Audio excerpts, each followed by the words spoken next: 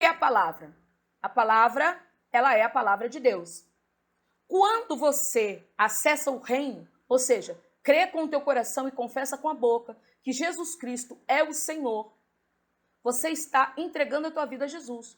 Então você abre o teu coração e ele faz morada. Existem 4 possibilidades. A primeira delas, segundo a parábola do semeador, é a palavra foi lançada, mas ela caiu ali na estrada, ou seja, não teve firmeza para ser conduzida até o final.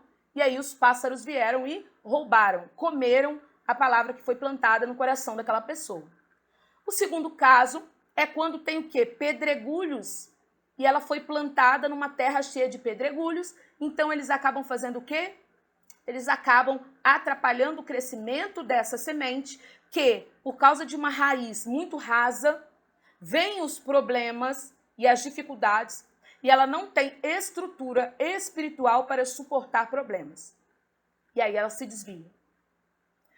O próximo caso, e o terceiro caso, é o caso em que a terra que a semente foi lançada tem muitos espinhos, onde, quando a semente cresce, os espinhos sufocam aquela planta e esses espinhos, segundo a palavra, representam o quê? As preocupações com esse mundo. Como que eu vou comer? Como que eu vou me vestir? Como que eu vou alcançar os sonhos que eu preciso alcançar? Então, elas acabam trocando o quê? Fazendo de Mamon o Deus delas. A quarta e última semente é plantada numa terra fértil, que dá medidas de 30, 60 e 100. A palavra, ela é a semente. Mas a Bíblia fala em Hebreus 4:12 que a palavra, ela é viva e eficaz, mais poderosa que uma espada de 2 gumes, mais afiada do que essa espada, penetrando junta medula, alma de espírito, capaz de separar também e atingir a profundidade de pensamentos e intenções. O que isto tem a ver com a nossa conversão e qual o perigo de você se desviar, ou seja, ser desraigado do tronco que é Jesus, sem conhecer desta verdade. Isso é muito fácil de explicar. O que é a medula? A medula é um lugar onde se produz o sangue. Mas aqui, ele não está falando dessa medula. A palavra no original, ele não está falando apenas dessa medula, mas ele está falando do interior do osso. Por quê? Porque a medula, ela é produzida no interior dos ossos. Mas, como a gente está vendo aqui, quando entende a junta e o que ele está dizendo, essa junta é aquele ossinho que fica na coluna vertebral. É aquela parte mais durinha.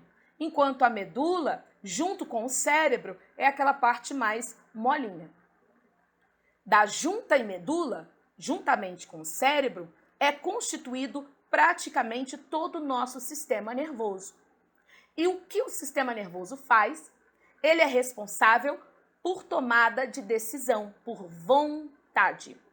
A tua vontade, ela é controlada pelo sistema nervoso e ações e decisões, tanto ações voluntárias quanto ações involuntárias. Pega o código. Partindo desse pressuposto, está dizendo que a palavra de Deus, ela separa o quê? Separa junta de medula. Vamos entender? Quem aqui já viu uma junta e uma medula? Então, você vai entender agora. Juntas são a parte espessa, dura, externa do osso, e a medula é a parte frágil, interna. Essa é uma analogia para alma e espírito, porque ele fala 3 coisas: junta e medula, alma e espírito, pensamentos e intenções. Dá para você na coluna. Esta aqui é a sua coluna. E parte da coluna é desse jeito. Veja como é incrível. A junta e a medula aqui. A junta é o quê? Essa parte de fora, branquinha aqui. enquanto a medula é essa parte interna, cheia de nervinho e molinha, gelatinosa. Quando você puxa esses nervinhos junto com o cérebro, é exatamente o que você tem aqui. Agora, eu vou dizer uma coisa a você. Segundo a medicina, todos os seus órgãos podem parar de funcionar. E ainda há jeito, porque há vida aí enquanto o seu cérebro funciona. Por exemplo, uma pessoa que está esperando um transplante de coração. O seu coração está vindo de um outro local por um helicóptero. Para que essa pessoa consiga resistir em vida, há aparelhos que simulam o funcionamento do coração dela, para que os outros órgãos consigam esperar em segurança por um curto espaço de tempo, ainda que seja a chegada do coração. Outro exemplo seria os rins, em que o rim da pessoa não funciona e ela é levada às pressas para um hospital de alta tecnologia, onde existe um aparelho que faz o papel dos rins. Para que isso acontece? Para a pessoa ficar viva, ok?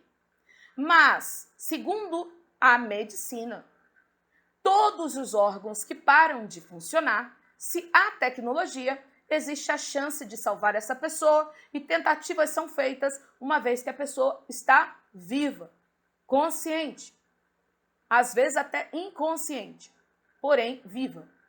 Mas se o cérebro morre, se há uma morte cerebral, tecnicamente, ainda que funcione todos os órgãos dessa pessoa, a medicina considera que essa pessoa está morta. Ok? Agora, eu vou explicar para você que a Bíblia é bem mais literal do que parece. E quando você entra para o reino de Deus, você morreu literalmente. E agora, como a sua junta e medula está separada, o teu cérebro juntamente com a medula são arrancados. E você não tem mais essa estrutura. O sistema nervoso do teu corpo espiritual, da tua alma, na realidade, não existe. E tecnicamente, assim como acontece no natural, onde a Bíblia fala lá em 1 Coríntios 10, 31, que o mundo natural reflete exatamente o espiritual e não o contrário, mas primeiro começa no natural e depois no espiritual, como a oração em que o Senhor Jesus nos ensinou, assim na terra como no céu. Da mesma forma que, tecnicamente, para os médicos dessa terra, quando o cérebro para de funcionar, a pessoa está morta. Para o médico dos médicos, se você não tem mais medula junta e todo o seu sistema nervoso parou, ainda que você tenha todos os outros órgãos, você está morta. E é por isso que a Bíblia fala: já estou crucificado. Não vivo mais eu, mas Cristo vive em mim. Porque, literalmente, para o reino, você está morto. Esse é o primeiro ponto. Até aí, a gente só vê romantismo, não é verdade? O Senhor, eu estou morta mesmo. Significa que você não tem vontade. E aí, eu começo aí um pouco mais fundo. Se você não tem vontade, quem não tem vontade é escravo. Mas é escravo de forma voluntária. Veja o que diz as Escrituras. Sirva a todos, seja escravo de Cristo de forma voluntária. Por quê? Porque se o seu sistema nervoso não existe e ele está sendo comandado por uma outra pessoa, que é o Espírito Santo, significa que o sistema nervoso, sendo responsável pelos seus movimentos voluntários e involuntários, comandam todo o teu corpo. Amém? Até aqui, ok? Bem, se você está morto e não tem nada que te ligue à vida e que te faça viver, você precisa de um aparelho que simule o funcionamento do teu cérebro, ou então do cérebro de alguém e que você use como teu. Quando nós nos convertemos ao reino e viramos embaixadores de Cristo, principalmente filhos, a gente percebe que o Senhor transforma o nosso corpo, nos dá um novo coração, nos dá novas vestes, em que em algumas versões, no original está escrito literalmente pele. Ele troca a sua pele, as suas feridas ele sara, ele aproveita você. Mas tem coisas que não são possíveis de serem aproveitadas. Isto é o teu sistema nervoso. A Bíblia diz para nós que o coração do homem, ou seja, as entranhas dele, e consequentemente, quando a gente lê aqui coração, a gente está falando da alma, que está falando da vontade e do cérebro, porque é quem você é o que você pensa, são as suas emoções, eles têm maldade em sua essência. Porque o pecado, ele corrompeu. Então, o que Jesus faz? Ele veio, nos resgatou, e assim como um carro, onde você olha e fala, ó, esse carro está assim muito bom. A única coisa que eu preciso substituir é o motor. Assim é o teu corpo quando você é recebida no reino. Você simplesmente passa a usar a mente de Cristo. Diferente de todos os outros órgãos. A mente não pode ser utilizada da tua antiga natureza. Ela não pode ser transformada simplesmente, mas ela pode ser renovada em Deus. Porque a mente não é mais tua, mas o Senhor renova e transforma o teu pensamento de forma radical. A palavra conversão, no seu original, significa mudança radical de pensamento. Você ganha um novo cérebro, que não é mais teu. Na Bíblia está escrito, vocês têm a mente de Cristo. E a medula, Eline, onde entra? Eu vou te explicar agora. A medula, a junta, verdadeiramente, está onde? Está em Jesus. Olha aqui você! Você agora é isso.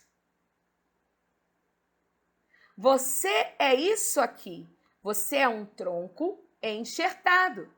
Veja, aqui você é um ramo enxertado no tronco que é o Senhor.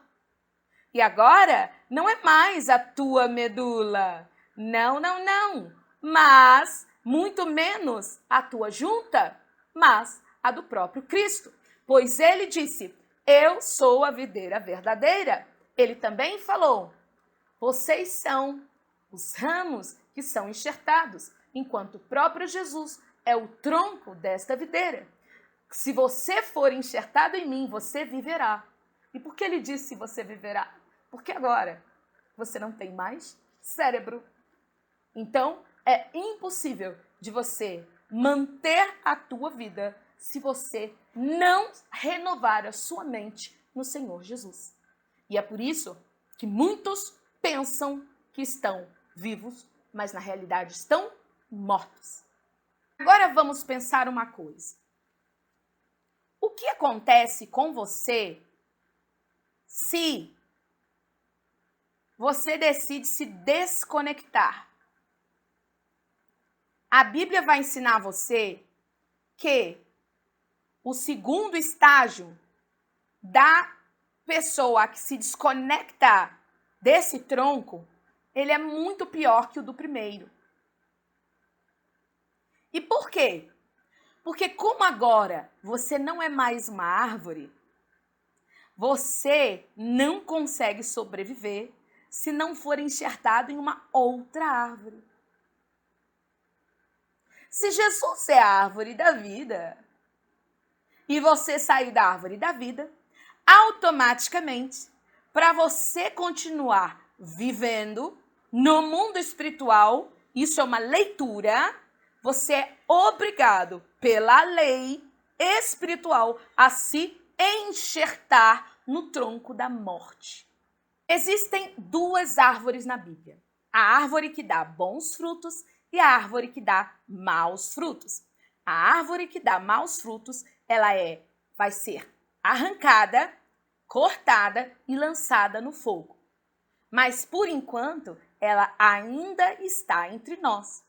Não é à toa que em Apocalipse fala que quando essa árvore é sacudida, alguns tronos já vão caindo dela como se fossem figos verdes. Porém, essa árvore é Urano, na realidade. O sistema deste mundo maligno, assim como Paulo nos explica. Pois o sistema deste mundo de trevas, onde aqueles que não estão em Cristo são regidos pelo príncipe do poder do ar. Ele conhecia muito bem a astrologia e Paulo estava falando de Urano. Urano, segundo a mitologia grega, é o príncipe do poder do ar.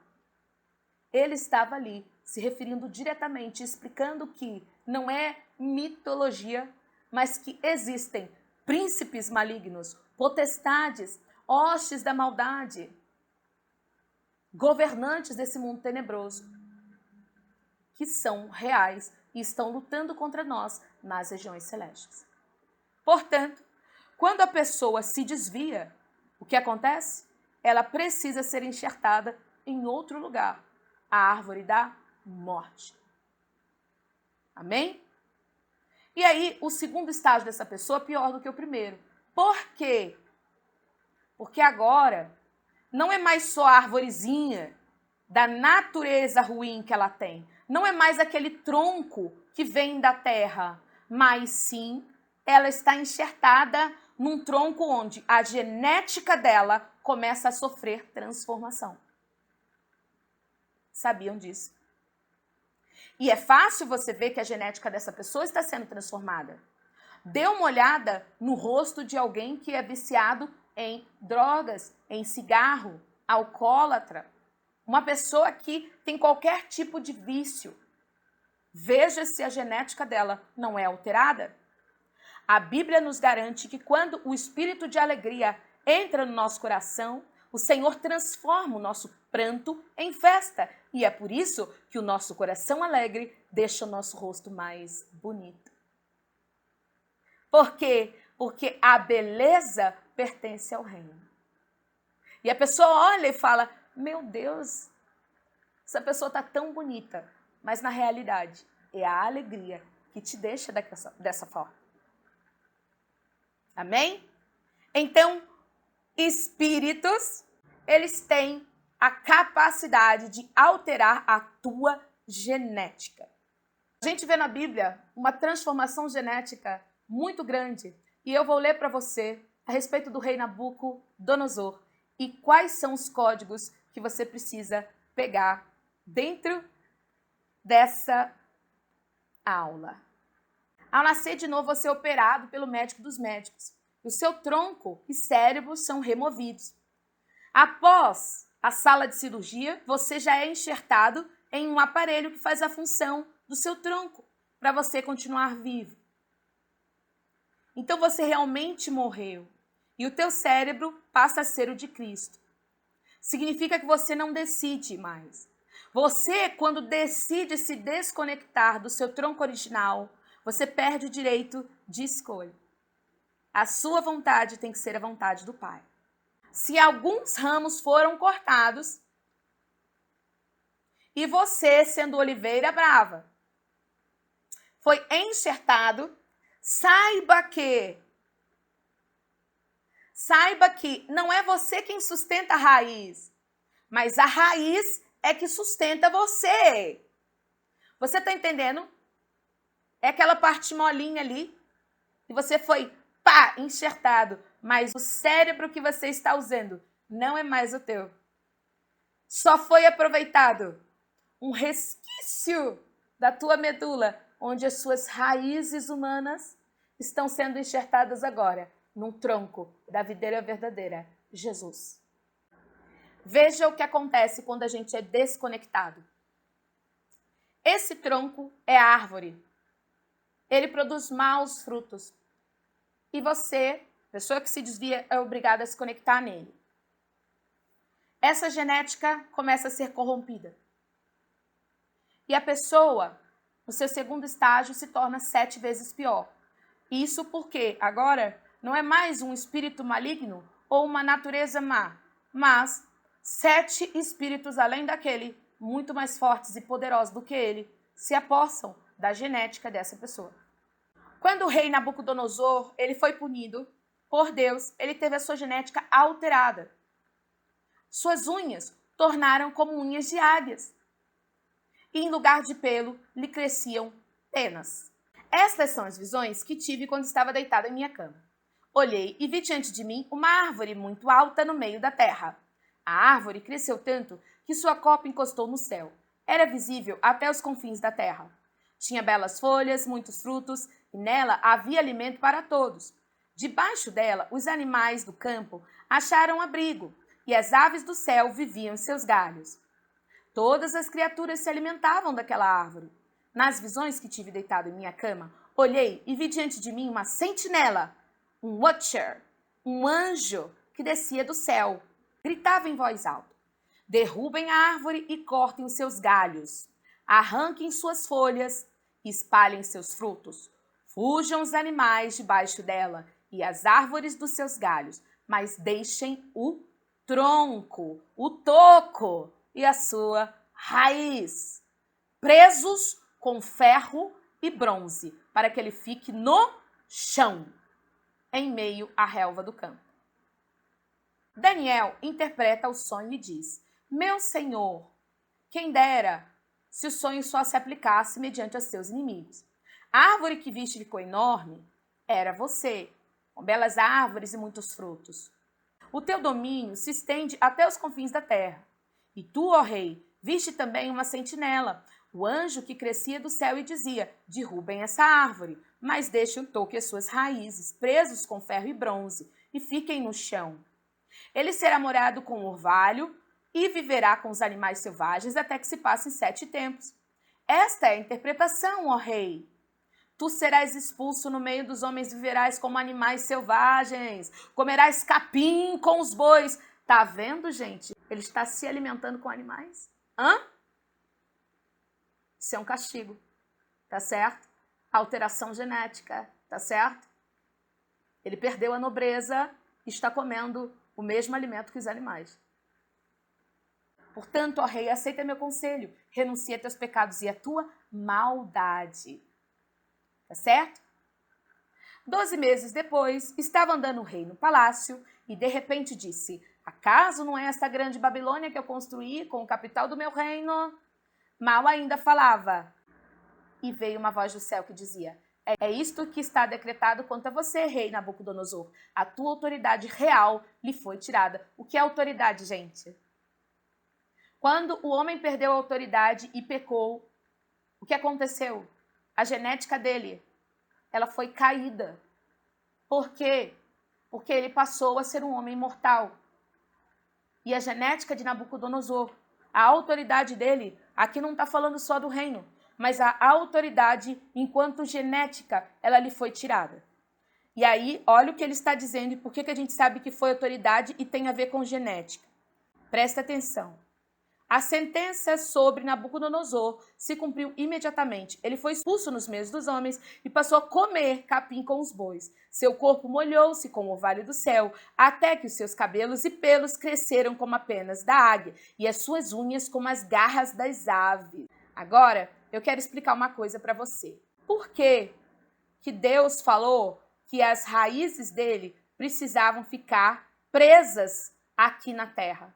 Porque se acaso um rei daquele, dominando praticamente todo o mundo, era dono da maior potência mundial da época, fosse, naquele momento, alterado geneticamente, ou seja, não ficasse aqui na terra, mas as suas raízes fossem arrancadas para o céu, ou seja, regiões celestes, e conectadas no tronco de iniquidade, da pura iniquidade e maldade, ele não ia recuperar a forma física dele e ele ia ser totalmente consumido pelas trevas. Assim como vai acontecer, por exemplo, com o anticristo. onde ele vai morrer, na verdade, e quando ele ressuscita, na realidade quem está assumindo o papel dele foi o espírito maligno, foi o dragão que entrou nele. Então isso que ia acontecer se as raízes estivessem sido soltas. Mas o anjo nessa hora dá uma ordem, ele está dando uma ordem a quem? Aos espíritos malignos, aos tronos, aos principados. Olha, ninguém pode arrancar as raízes dele da natureza humana, tem que ficar presa na terra. Nós não nascemos da terra? Aqui estava dizendo o seguinte, existe uma matéria-prima para daqui 7 anos a gente recupere esse homem e ele volte à forma original, até mesmo porque Nabucodonosor, ele não tinha reconhecido Jesus como seu único e verdadeiro Salvador. A partir desse momento, havia um direito legal que Deus pudesse dar uma ordem e falar, olha, vocês não podem alterar a genética dele ainda dessa forma. Por quê? Porque ele ainda não me reconheceu como o único e verdadeiro Senhor dele.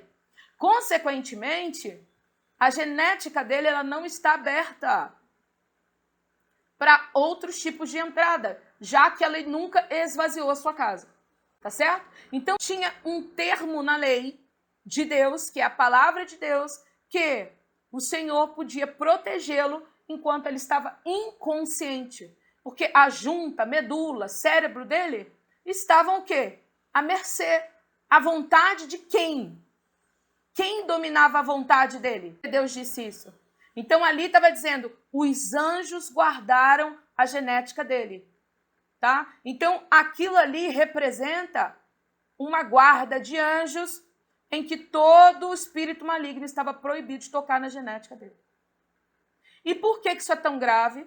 Isso é tão grave porque a cada vez que a pessoa é enxertada na árvore da vida e sai, enxerta e sai, ela vai ficando pior. Até que verdadeiramente o corpo dela, ainda que você não veja, mas ele começa a ser alterado.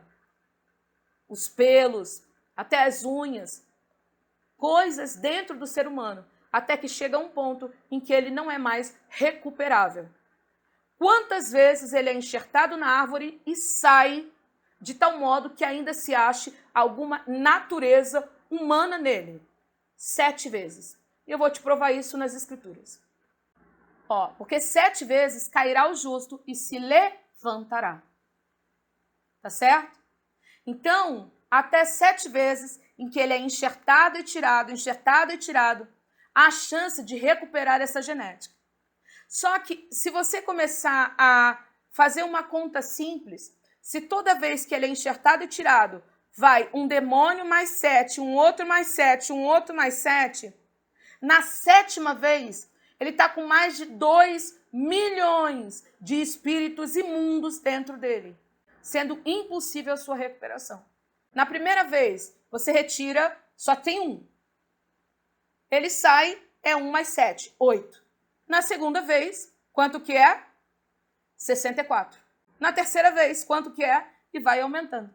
Tá certo? Então, são 7 vezes em que isso acontece e você vai multiplicando por 8 todas as 7 vezes que isso acontece.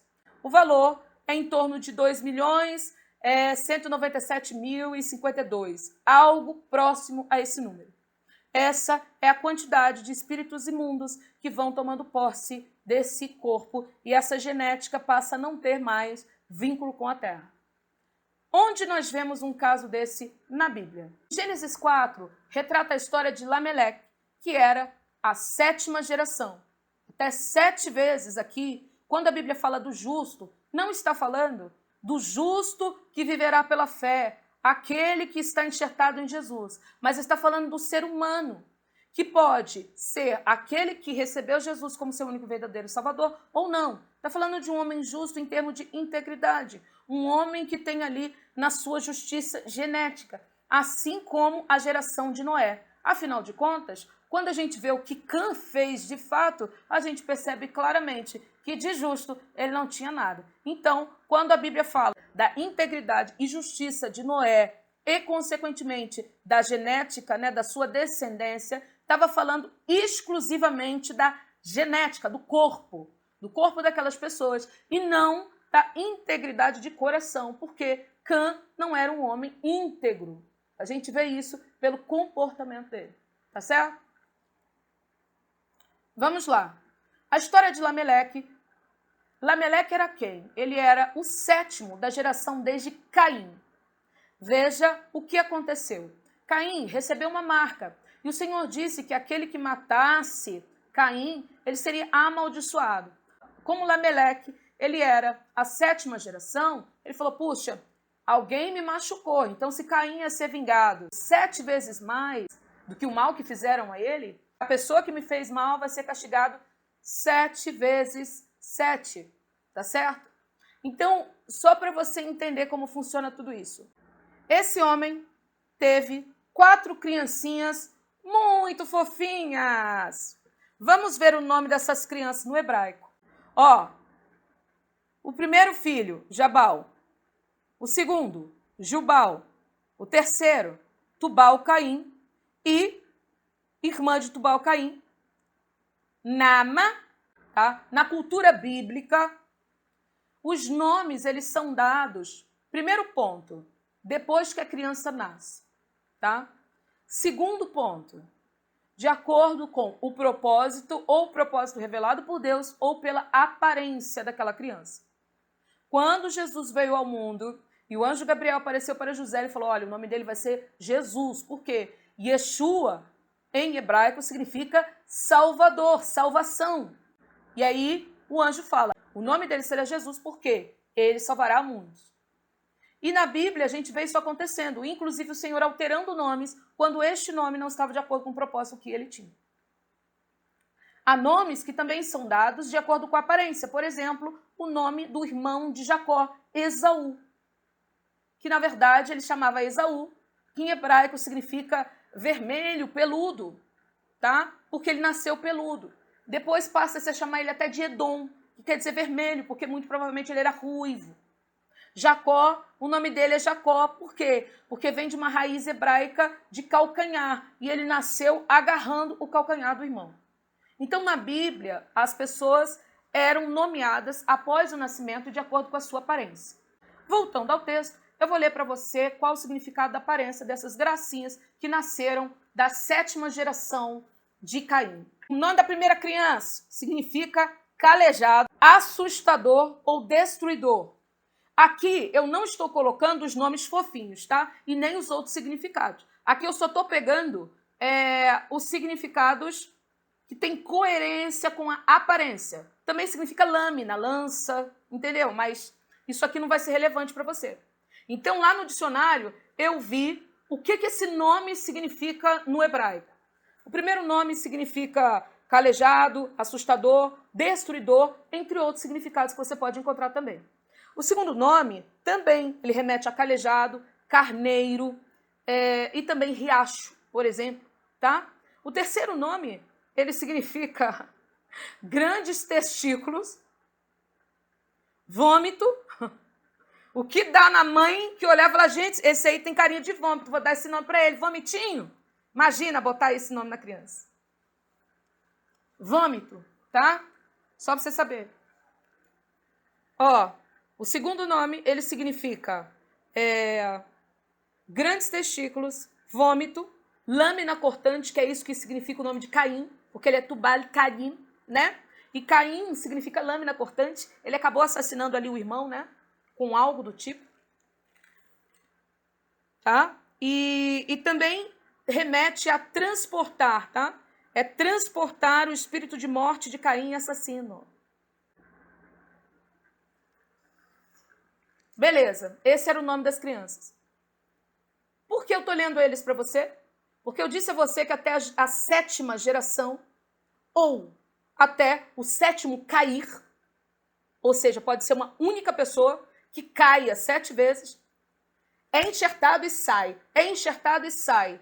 Ou uma geração caída que vai praticando feitiçaria ou pecados e iniquidades como assassinato, lascívia, mentira, feitiçaria, maldades, maledicência. Quando chega na 7ª geração, é o último resquício de humanidade. E aí o que a gente vê aqui? a gente vê que parou na 7ª geração, pois a Bíblia ela não contabiliza mais a geração, a descendência de Caim depois de Lamaleque. Eles não são mais humanos. Então, como eles passaram a gerar descendentes não humanos, a Bíblia parou de contabilizar. Veja que isso não acontece com a descendência de Sete. E Lamaleque, da descendência de Sete, não é o 7º homem, mas é o quê? É o 8º. Para mostrar o seguinte, aqui a 8ª geração teve filhos, tá certo? E é exatamente isso que acontece. Quando entra no barco, lá dentro da arca, quando eles entram dentro da arca, o que acontece? Tá Noé e mais 7. E é por isso que a Bíblia fala lá em 1 Pedro, Noé, o 8º homem, ele e mais 7. Quando você fortalece a sua genética, quando o Senhor te coloca dentro da arca, ou seja, aquela arca ali, com betume por dentro e por fora, repreendendo o espírito da morte, para não entrar a morte do dilúvio, estava representando quem? O tronco, que é o Senhor, é a arca. E o mais incrível agora, quando a geração de Lamaleque, filho de Caim, que era o 7º, ela se deu, né? Quando chegou na 7ª geração de Lamaleque por conta de Caim, na geração de Caim, a Bíblia para de contar, certo? Mas não é só isso. Quando chegou na 7ª geração, liberou-se o projeto do dilúvio. Quando chegou-se na 7ª geração, o filho de Lamaleque já não era mais humano. E por conta disso, o Senhor falou, a maldade está nas entranhas. Eu vou ter que destruir essa genética corrompida. E de toda a terra, a genética que não estava corrompida era a genética dos descendentes de Sete. E foi isso que aconteceu. E é por isso que, depois do 7, a 8ª geração foi totalmente destruída no dilúvio.